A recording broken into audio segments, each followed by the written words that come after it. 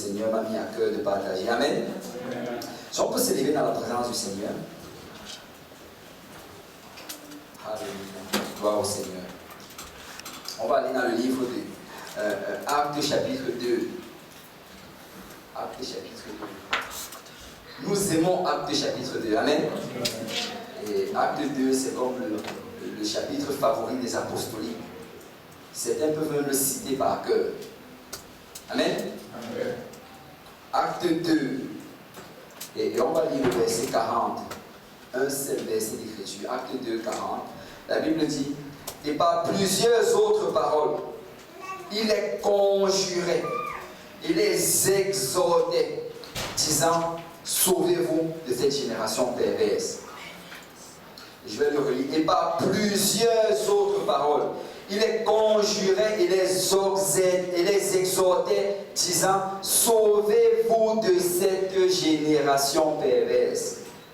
Alléluia. Et avec l'aide du Seigneur, je veux prêcher sur ce message. Sauve ton âme de l'enfer. Sauve ton âme de l'enfer. On va déposer nos Bibles, on va lever nos mains vers le Seigneur, on va prier. Alléluia. Père Céleste, merci pour ton amour, merci pour ta grâce, Papa, pour ta miséricorde, Père, qui abonde dans nos vies. Père, nous reconnaissons, Seigneur, que si aujourd'hui nous te servons encore, c'est parce que tu étais bon envers nous, Papa. Si aujourd'hui nous nous tenons dans la maison du Seigneur, au milieu d'une assemblée de saints, Papa, c'est parce que tu as gardé nos pas, Seigneur, tu nous as guidés, tu nous as protégés. Père, nous savons que tu vas encore le faire, Papa, car tes bontés avec nous, Seigneur, ne sont pas encore finies.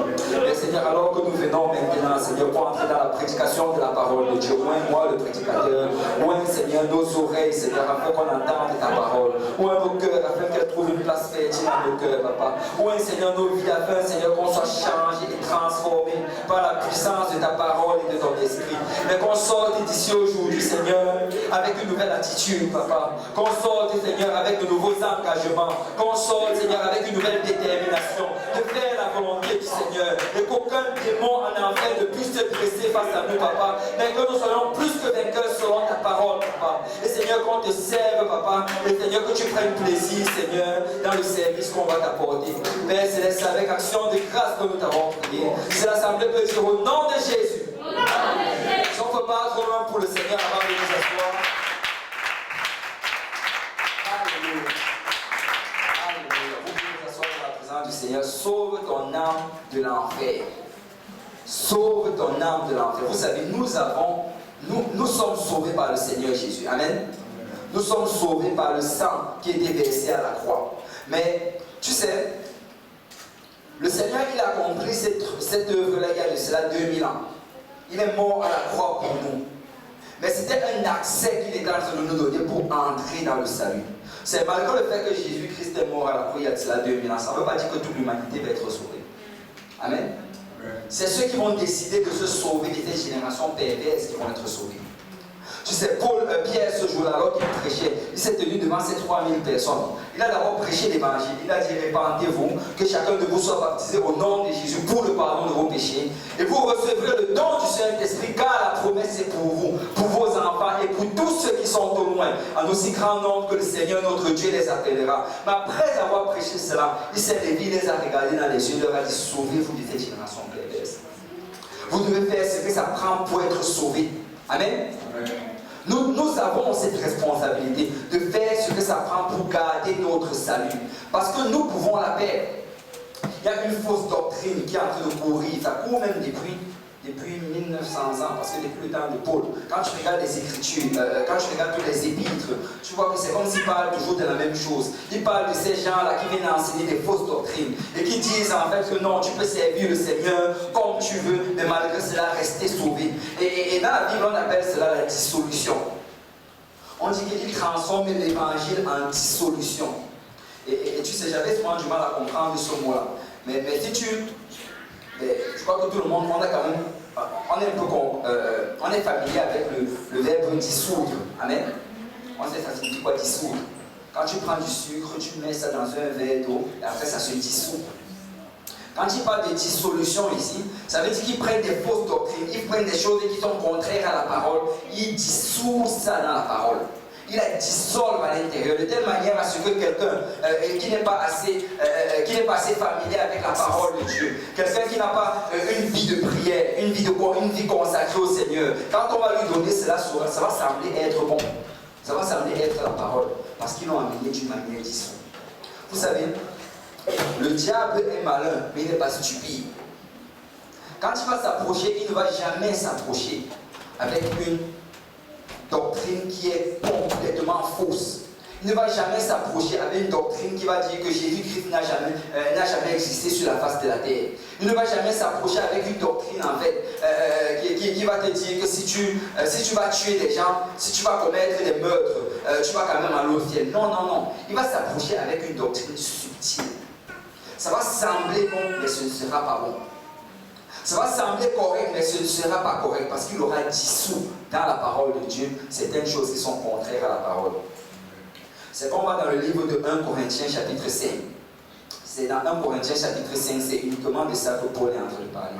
Il est en train de demander à ces gens-là de se sauver. Sauvez-vous de cette génération perverse. Regardez dans le verset 1, la Bible dit: on entend dire généralement qu'il y a parmi vous de l'impudicité. Et tu sais, quand on parle d'impudicité, on parle de l'ensemble des péchés qui sont venus au sexe. Amen. Il dit, on entend, ça c'était l'église du Dieu vivant, l'église de Dieu. Il dit, on entend dire parmi vous qu'il y a de l'impudicité. Et une impudicité telle qu'elle ne rencontre pas même les païens. C'est au point que l'un de vous a la femme de son père. Tu vois, il dit ici que l'impudicité qu'au milieu de vous, c'est même encore pire que ce qui est chez les païens. Tu sais, un chrétien rétrograde va agir pire que quelqu'un qui n'a jamais servi le Seigneur. Un chrétien qui décide d'être rebelle à la parole de Dieu va agir pire que quelqu'un qui n'est jamais entré dans une église.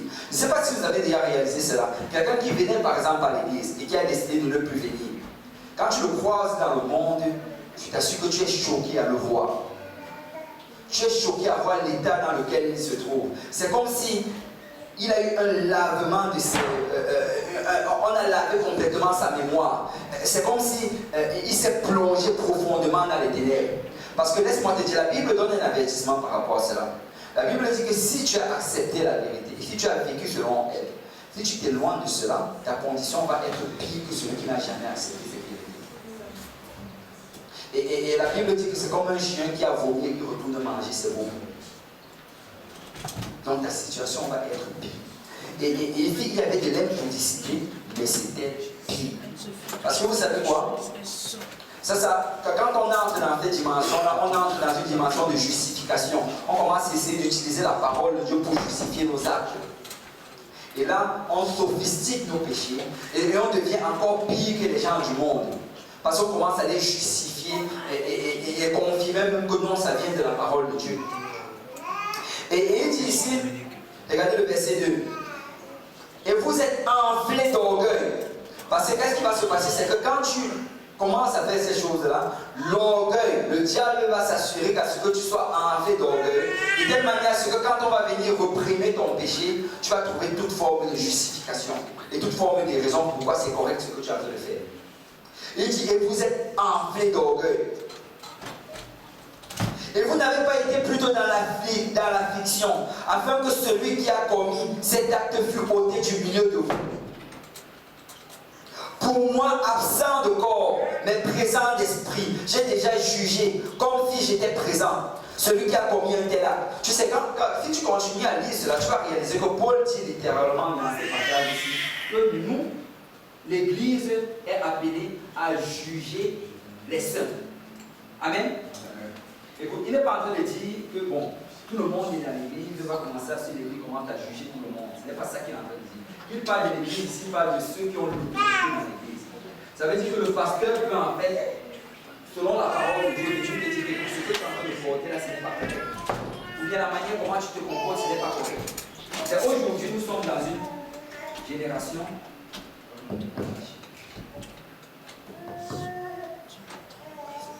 Aujourd'hui, nous sommes dans une génération où dès que tu vas pointer sur le style de vie de quelqu'un, il va dire, oh non, tu me juges.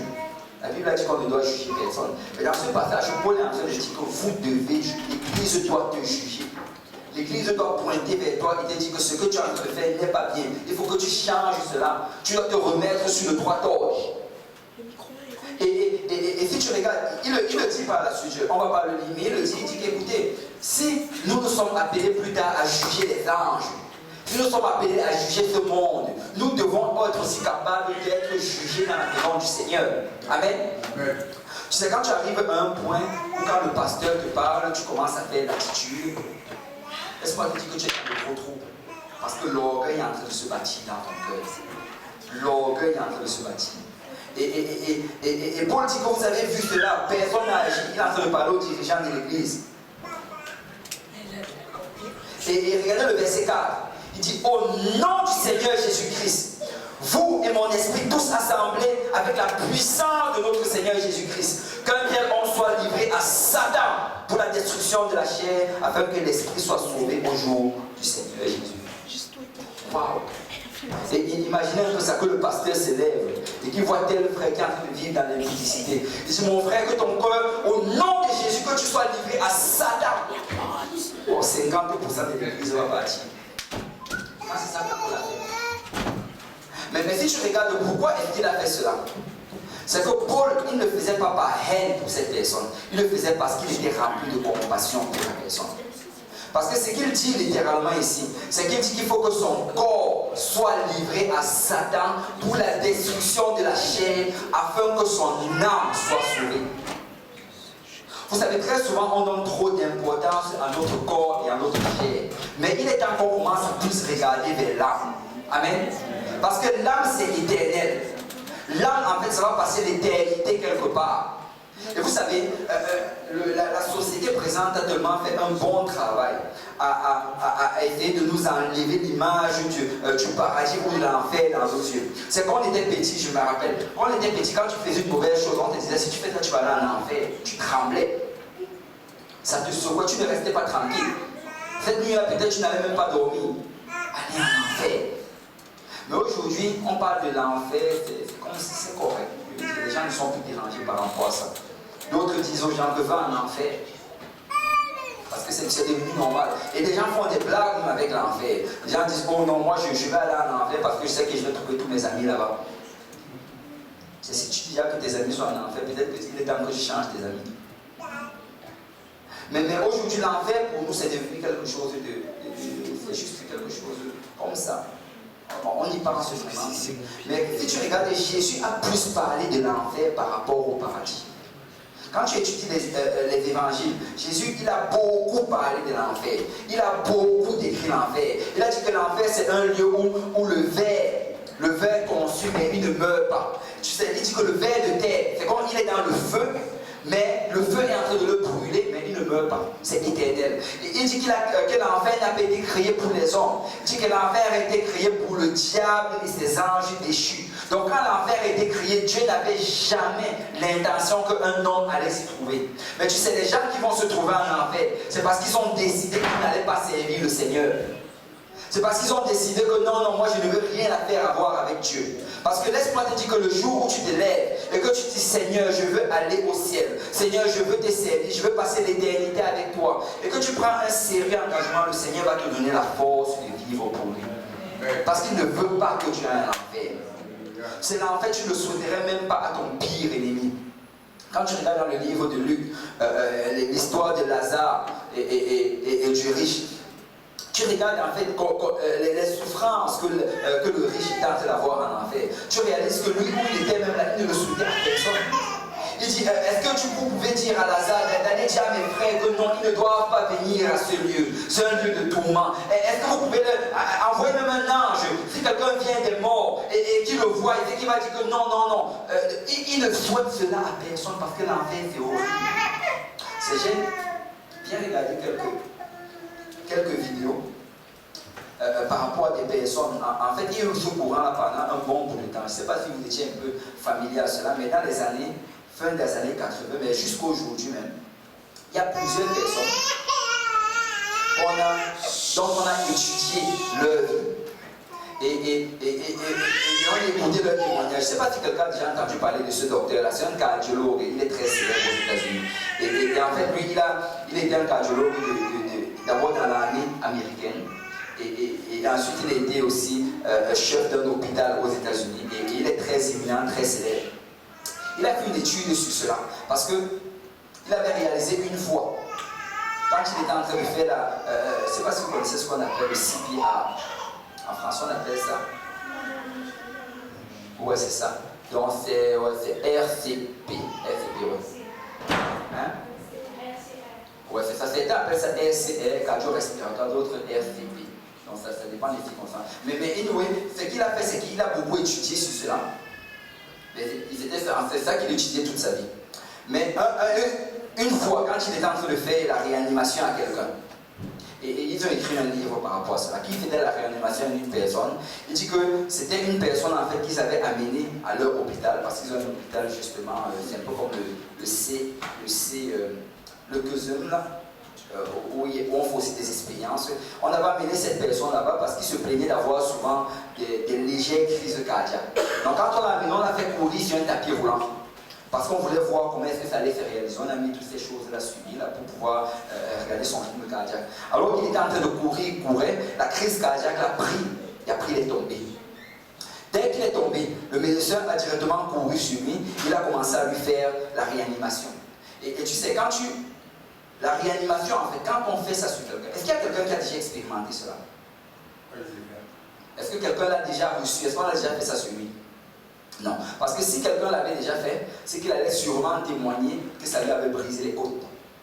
Parce que la plupart du temps, quand on fait ça, ça brise les côtes, ça compresse tellement le cœur. Et à cause de cela, tu vas avoir des douleurs pendant des mois, pendant même des années si possible.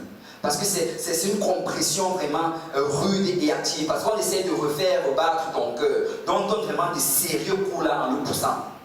Mais tu sais, quand on le fait, c'est tellement douloureux. C'est tellement douloureux que d'habitude les patients vont crier que non, arrête docteur, arrête. Et ils vont se débattre même, mais on doit les saisir, souvent même les attacher pour le faire. Mais il dit que pour ce patient-là en particulier, alors qu'il était en train de le faire et qu'il le faisait plus intensément parce qu'il avait l'impression que ce patient était en train de mourir, il dit que le patient était plutôt en train de crier que docteur ne t'arrête pas. Docteur, fais le plus fort. Docteur, encore, mets-y encore plus d'énergie. Docteur, non, ne t'arrête pas parce que je ressens le feu. Je vois le feu tout autour de moi. Et il est en train de crier avec intensité. Il criait. Et au milieu de tout cela, souvent il disait, docteur, est-ce que tu peux prier pour moi? Pompe, mais prie pour moi. Et il était intensement dans les douleurs. Et plus tard, à cause de cette expérience, le docteur qui lui, non, il n'était pas un chrétien. Mais il dit qu'à cause de cette expérience, il a commencé justement cette grande recherche-là où il a eu à voir et à questionner plusieurs personnes qui ont eu cette expérience. On appelle ça near-death experience. Ils ont eu cette expérience-là et ils leur demandent. Et si tu regardes le livre, dans le livre, on te montre les témoignages de beaucoup de personnes qui se sont vraiment retrouvés dans cette situation-là. Une situation où ils étaient entre la vie et la mort. Et alors qu'ils étaient dans cette position-là, ils étaient déjà en train de ressentir le feu de l'enfer. Tu sais, aujourd'hui, on attend, beaucoup de personnes pensent que quand tu vas mourir, tu vas juste aller dans un lieu de repos en attendant le jugement des dieux. Non, ce n'est pas ça que la Bible dit. Et ce n'est pas ça que ces expériences-là nous disent. Ça nous dit que dès que tu meurs, dès le moment que tu meurs, l'enfer commence. Instantanément, l'enfer commence. C'est sûr que certains vont d'abord voir, on dit que souvent, dans certaines de ces expériences, ils racontent que quand quelqu'un allait mourir, mais quand ils étaient allés dans cet état, ils disent que d'habitude, ils allaient d'abord voir soit quelqu'un rempli de lumière. Beaucoup de personnes le décrivent souvent comme un ange de lumière. Mais en fait, ce n'est pas vraiment un ange qui vient du ciel. D'habitude, c'est un démon qui fait déguiser un ange de lumière. Et ce qu'il va faire, c'est qu'il va essayer de tirer cette personne, que viens. Et quand la personne va venir, il va amener cette personne en enfer. Je ne sais pas exactement pourquoi ça se passe comme ça. Moi, je pense que peut-être, c'est parce qu'il y a une autre expérience là-dedans où il y a un monsieur, lui il était sur le point d'y aller là, mais il a vu comment, dans la situation où il se trouvait, alors que ces anges essayaient de le tirer, ces anges de lumière, il a vu comment sa mère était en train de prier pour lui. Sa mère qui n'était même pas ici, elle était dans un autre continent. Et plus tard, elle a confirmé cela. Elle a prié pour lui et finalement, il n'était pas mort. Et qu'il est revenu, il a donné sa vie à Dieu. Donc moi je crois que peut-être les évangélistes essaient juste de t'attirer autant que possible pour que pendant, s'il y a des gens qui intercèdent pour toi, que tu ne cèdes pas, que tu continues d'avancer. Et dès que tu vas rentrer en enfer, c'est que mais vous savez, les choses dont on parle, ce sont des choses réelles. Ce sont des choses réelles. L'enfer est réel. Et Jésus a tellement enseigné sur l'enfer. Tu sais, il a dit ceci, que si ton œil droit est une occasion de chute pour toi, arrache-le et jette-le loin. Parce qu'il est préférable pour toi d'aller il est préférable pour toi d'aller au ciel avec un œil que d'aller en enfer avec tes deux yeux. Il dit que si ta main droite est une occasion de chute pour toi, arrache-le et jette-la loin. Parce qu'il est préférable pour toi d'aller au ciel avec une seule main que d'aller en enfer avec tes deux mains. Et il a parlé de cela. Et c'est vraiment quelque chose, on doit être conscient de ça. On doit se sauver de cette génération perverse. Et tu sais, Paul, quand il était en train de dire ceci, il disait que je livre cette personne-là, je livre son corps à Satan pour que sa chair, pour que sa chair soit consumée, mais pour que son âme soit sauvée. C'est parce que Paul était en train de le dire avec beaucoup de compassion. Il ne voulait pas que cette personne aille en enfer. Tu sais quoi, peu importe ce qui te retient dans ta vie, peu importe ce à quoi tu fais face, ça ne vaut pas le coup. Ça ne vaut pas le coup de l'éternité. Et que nous devons avoir une main légère sur toutes ces choses. Amen. Nous devons avoir une main légère sur absolument tout dans notre vie. C'est souvent on va parler de cette parole du Seigneur Jésus en essayant de l'expliquer. En disant s'il parle de ton œil, par exemple, il parle de l'ordinateur, ou bien il parle de ton téléphone. S'il parle de ta main, peut-être il parle d'une activité que tu es en train de faire. Oh oui, ça c'est bien. Mais moi je crois que Jésus, s'il n'a pas expliqué cela, c'est que peut-être qu'il était aussi littéral par rapport à cela. Si ça prend que tu perds un œil pour aller au ciel, perds cet œil, mais va au ciel. Si ça prend que tu perds une main pour aller au ciel, perds cette main, mais va au ciel. Ne laisse rien te priver de ton salut. Amen. Et Paul dit ici que son âme, que son corps, son nom soit livré à Satan pour la destruction de la chair, mais que son âme soit sauvée.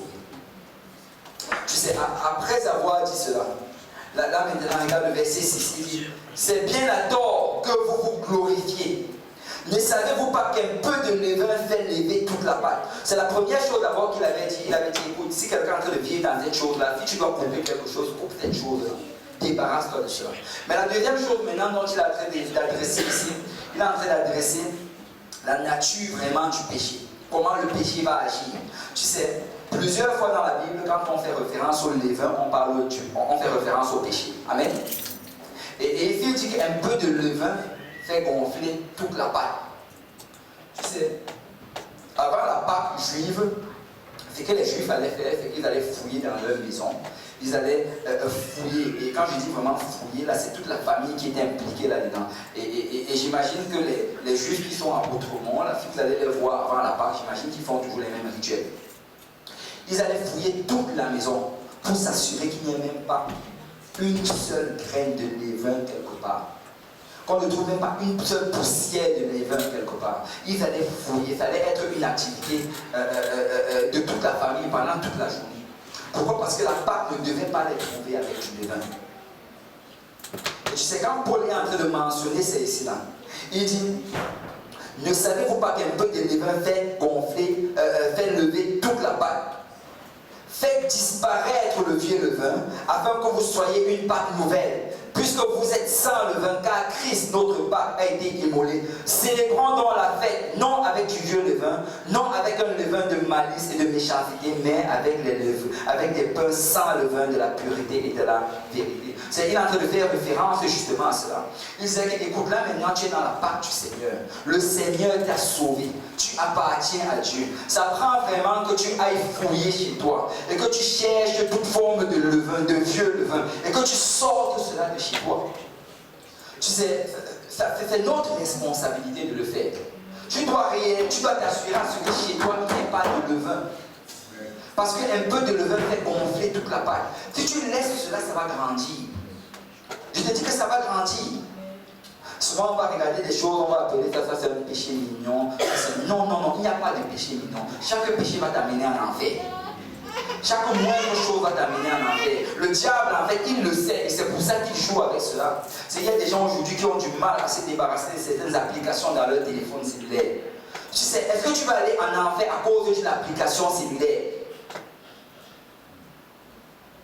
Sors le levain de chez toi. Débarrasse-toi de cela, ça n'en vaut pas le coup. Tu sais, on nous dit que Pierre, ce jour-là, il les a exhortés, il les a comme suppliés.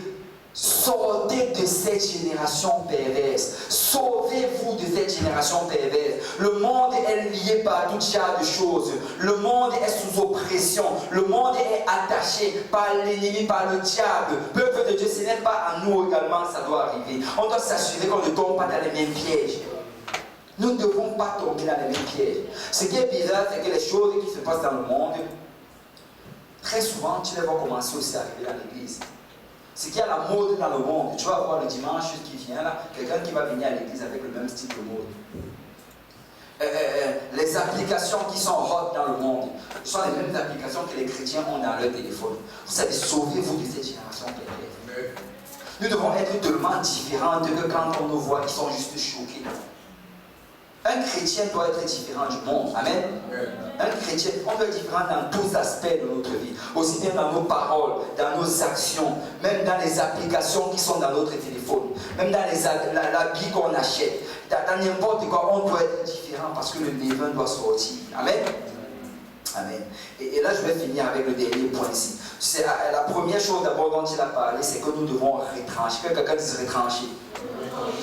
Nous devons retrancher vraiment ces choses-là qui veulent nous amener en enfer. La deuxième chose, il a dit qu'on doit aller enlever le levain. Quelqu'un dit enlever le levain. Ça veut dire que tu vas fouiller chez toi. Toutes ces choses que tu as ramenées d'Égypte, il faut que ça sorte de chez toi. Toutes ces choses-là que tu as ramenées du monde, ces choses dans lesquelles tu prenais plaisir, et tu sais que c'est contre la volonté du Seigneur, ça doit sortir de chez toi. Parce que le levain doit sortir. Amen. Mais regardez maintenant la troisième chose qu'il touche ici, verset 9. Je vous ai écrit dans ma lettre de ne pas avoir des relations avec les impudiques. Waouh! C'est quand il parle d'impudiques, on sait de quoi il s'agit. Il dit n'ayez pas de relation avec les impudiques.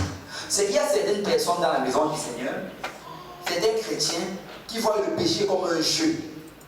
Ils vont commettre un péché et après ils vont être là comme si de rien n'était. Ils vont sourire avec toi, jouer avec toi. Non, non, Paul dit de ne pas avoir des relations avec les impudiques. Non, non, non. Écoute, si tu vois quelqu'un qui est en train de vivre dans l'impudicité, tu dois t'éloigner de lui. Tu dois te séparer de lui. Écoute, on n'est pas en train de parler des gens du monde, on parle des gens de l'église. Amen. Regardez ce qu'il dit par la suite ici. Non pas d'une manière absolue avec les impudiques de ce monde. Il dit, je ne parle pas des gens du monde ou les idolâtres. Autrement, il vous faudrait sortir du monde. C'est si tu disais ça, c'est que ça veut dire que tu n'allais même pas aller travailler. Tu n'allais pas aller au travail. C'est avec les gens du monde. Amen. Parce que dans ton travail, il y a beaucoup d'impudiques. Tu n'allais pas aller à l'école. Tu n'allais pas aller dans les supermarchés. Tu allais juste rester chez toi. Mais il dit que ce n'est pas de ça que je parle. Il dit que je suis en train de parler des gens qui sont dans la maison de Dieu. Mais regardez, il dit maintenant, ce que je vous ai écrit, c'est de ne pas avoir des relations avec quelqu'un qui, se nommant frère, est impudique, ou cupide, ou idolâtre, ou outrageux, ou ivrogne, ou ravisseur, de ne pas même manger avec un tel homme. Waouh! Ça veut dire que si tu vois quelqu'un qui est en train de vivre dans l'immoralité sexuelle, qui vit dans la cupidité, qui vit dans l'idolâtrie, tu ne dois même pas manger avec cette personne. Parce que tu sais quoi, le péché c'est contagieux. Le péché c'est contagieux. Nous devons faire tout ce qui est dans notre possible pour rester purs. Amen. Il dit, qu'ai-je en effet à juger ceux du dehors? N'est-ce pas ceux du dedans que vous avez à juger? Pour ceux du dehors, Dieu les juge. Ôtez le méchant du milieu de vous. Il est en train de dire ici vraiment que notre attitude, écoute, je ne dis pas par là que nous, comme chrétiens, chacun d'entre nous, on doit commencer à pointer la vie de nos frères et nos soeurs, que elle là, lui là, il fait comme ça, donc je vais... Non, non, c'est pas ça que je suis en train de dire. Ce que je suis en train de dire par là, c'est que si tu sais qu'un frère ou une soeur est en train de vivre en désobéissance à la parole de Dieu, il est en train de désobéir au pasteur, il est en train de désobéir à toutes ces choses qu'on nous enseigne dimanche après dimanche, tu sais quoi, ce serait mieux pour toi que tu arrêtes de marcher avec lui. Tu n'as pas besoin d'être insultant. Tu n'as pas besoin d'aller lui dire que c'est à cause que tu fais ceci, cela. Mais tu devrais commencer à le fuir. Tu dois le fuir. Parce que tu dois te garder pur. Amen. Nous devons nous sauver de cette génération perverse. Tu sais, quand tu regardes dans la parole de Dieu, c'est complètement contraire à la pensée populaire aujourd'hui. Beaucoup de gens pensent aujourd'hui que tu peux vivre comme un porc et après tu vas aller au ciel. Non, non, non. Le Seigneur avait dit dans la parole de Dieu que ce n'est pas comme ça. Il a dit ni les impudiques, ni les idolâtres, ni les menteurs n'hériteront du royaume des cieux. Donc nous devons nous sauver de cette génération perverse. C'est important avec qui est-ce que tu marches. Amen. C'est important avec qui est-ce que tu te tiens. Moi, je veux m'assurer de marcher avec des gens qui sont toujours remplis du Saint-Esprit. Je veux m'assurer de marcher avec des gens qui lisent la parole de Dieu. Je veux marcher avec des guerriers de prière, des gens qui prient. Je ne veux pas marcher toujours avec des gens que pendant qu'on est en train de louer, ils sont assis sur eux, ils regardent les gens à gauche à droite. Non, non, non. Reste de ton côté, moi je m'assois de l'autre côté. Amen. Amen. C'est important de savoir avec qui tu marches. C'est très important. Parce que nous sommes appelés à nous sauver de cette génération perverse. Amen. Et le Seigneur, Pierre a dit, sauve-toi. Sauve-toi. Sauve-toi. Amen. Sauve-toi de cette génération perverse. Alors je ne sais pas à qui j'étais en train de parler aujourd'hui, mais le Seigneur m'a mis à cœur de dire cela. L'enfer c'est réel. C'est réel. Aussi vrai que le paradis est réel, l'enfer est réel. Et ce sont des choses avec lesquelles nous ne devons pas jouer. Parce que beaucoup de personnes, Paul le dit, il en parle dans le livre de 1 Corinthiens chapitre 10, parce qu'il a traité justement ce sujet. Il dit, frère, je ne veux pas que vous ignoriez que nos pères ont tous été sous la nuée, qu'ils ont tous passé au travers de la mer, et qu'ils ont tous été baptisés en Moïse dans la nuée et dans la mer. Tu sais qu'il est en train de faire référence ici, il dit que nos pères, ils ont fait cela, ça c'est en fait des symboles de l'obéissance à l'évangile pour nous aujourd'hui. Il dit que nos pères, si on regarde aujourd'hui, c'est comme si eux tous ils avaient été baptisés au nom de Jésus. Ils s'étaient répandus de leurs péchés, ils avaient été remplis du Saint-Esprit. Il dit qu'ils sont tous, même pas un seul n'a manqué cela. Mais regarde ce qu'il dit par la suite. Et il dit, puis même il ajoute, il dit, et qu'ils ont tous bu le même breuvage spirituel, car ils buvaient un rocher spirituel qui les suivait, et ce rocher était Christ. Regarde le verset 5. Mais la plupart d'entre eux ne furent point agréables à Dieu, puisqu'ils périrent dans le misère. C'est quelque chose que de sortir d'Égypte, mais c'est quelque chose d'autre que d'arriver à l'enlèvement. Ce n'est pas tous ceux qui sortent d'Égypte qui arrivent à l'enlèvement. Ce n'est pas tous ceux qui sortent du monde qui arrivent à l'enlèvement. Ceux qui vont y arriver, c'est ceux qui ont décidé que je vais me sauver de cette génération perverse. Je dois me sauver de cette génération perverse. Alléluia. Si on peut s'élever dans la présence du Seigneur. Alléluia. Alléluia. Merci Seigneur. Notre salut, ça doit être la chose la plus importante dans notre vie. S'assurer de rester sauvé, ça doit être la chose la plus importante. C'est tout ce qu'on fait réellement, tous les principes que tu vois dans la parole de Dieu, tout ce que le Seigneur nous donne, c'est juste pour qu'on reste sauvé. C'est pour qu'on reste sauvé. La prière, on parle souvent de la prière et on dit, oh, si je ne prie pas, est-ce que je vais aller en enfer parce que je ne prie pas? Tu sais, le Seigneur n'envoie personne en enfer en fait. Si tu ne pries pas, qu'est-ce qui se passe? C'est que tu perds la relation avec le Seigneur. Et parce que tu n'es pas en relation avec le Seigneur, les mauvaises herbes vont commencer à grandir dans ta vie. Le diable va prendre place et tu vas t'éloigner de Dieu. Ça on dit, oh, si je ne jeûne pas, est-ce qu'à cause du jeûne, je vais aller en enfer? Écoute, le Seigneur n'envoie pas quelqu'un en enfer parce qu'il n'a pas jeûné. Mais si tu ne jeûnes pas, qu'est-ce qui va se passer? C'est que ta chair va commencer à prendre le contrôle. Ta chair va être plus forte que ton esprit. Et à un certain moment, tu ne pourras même plus résister et tu vas tomber dans toute genre de vice. Toutes ces choses qu'on enseigne, ce n'est pas juste pour les enseigner. On les enseigne parce que c'est salutaire. C'est salutaire. Sauvons-nous de cette génération perverse. Amen. Alléluia. Alléluia. Alléluia. On va prendre le temps de venir. On va juste prendre le temps de parler au Seigneur. Et sentez-vous libre. Vous pouvez prier. Après avoir prié, vous pouvez juste partir. Parce que comme on a décidé de ne pas finir trop tard aujourd'hui. Alléluia. Mais ne soyez pas pressés de partir. Assurez-vous vraiment de parler au Seigneur. assurez-vous vraiment de lui demander, Seigneur, est-ce qu'il y a du levain que je dois enlever chez moi ce soir? Est-ce qu'il y a des choses qui doivent sortir? Est-ce qu'il y a des choses qui doivent sortir de ma maison? Parlez au Seigneur, Seigneur, est-ce qu'il y a des choses que je dois retrancher dans ma vie? Est-ce qu'il y a des connaissances, des amis dont je dois m'en débarrasser? Et si on peut vraiment parler au Seigneur. Alléluia, merci Seigneur.